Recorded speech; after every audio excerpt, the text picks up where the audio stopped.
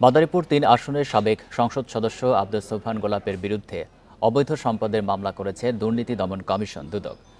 মামলার এজাহারে ৬৮ কোটি ৩২ লাখ টাকার অবৈধ সম্পদের অভিযোগ আনা হয়েছে।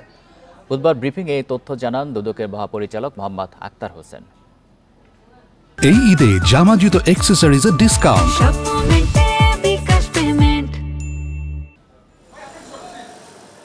২০২৩ সালের জানুয়ারি মাসে আব্দুস সোবহান গোলাপের বিরুদ্ধে যুক্তরাষ্ট্রে একাধিক বাড়ি ও দেশে অবৈধ সম্পদের অভিযোগ এনে দুর্নীতি দমন কমিশনে চিঠি দিয়েছিলেন ব্যারিস্টার সাইদুল হক সুমন।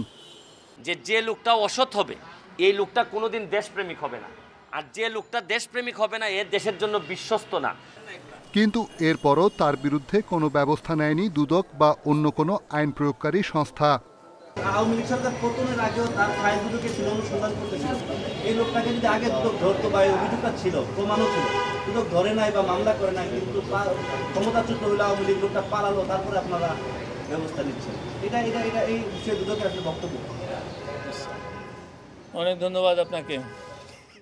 যুক্তরাষ্ট্রের নিউ ইয়র্কের কুইন্সে ৯টি ফ্ল্যাট, বাড়ি ও জ্ঞাত আয় বহির্ভূত শত কোটি টাকার অবৈধ সম্পদ অর্জনের অভিযোগে মাদারীপুর ৩ আসনের সাবেক এমপি ও ক্ষমতাচ্যুত প্রধানমন্ত্রী শেখ হাসিনার বিশেষ সহকারী আব্দুস সোবহান গোলাপের বিরুদ্ধে মামলা করেছে দুদক।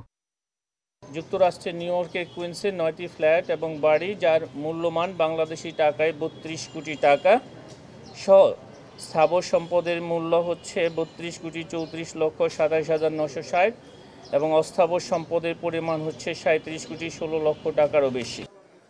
আওয়ামী লীগ সরকারের পতনের পর ২৫ আগস্ট রাজধানীর পশ্চিম নাখালপাড়া থেকে গ্রেপ্তার হন গোলাপ।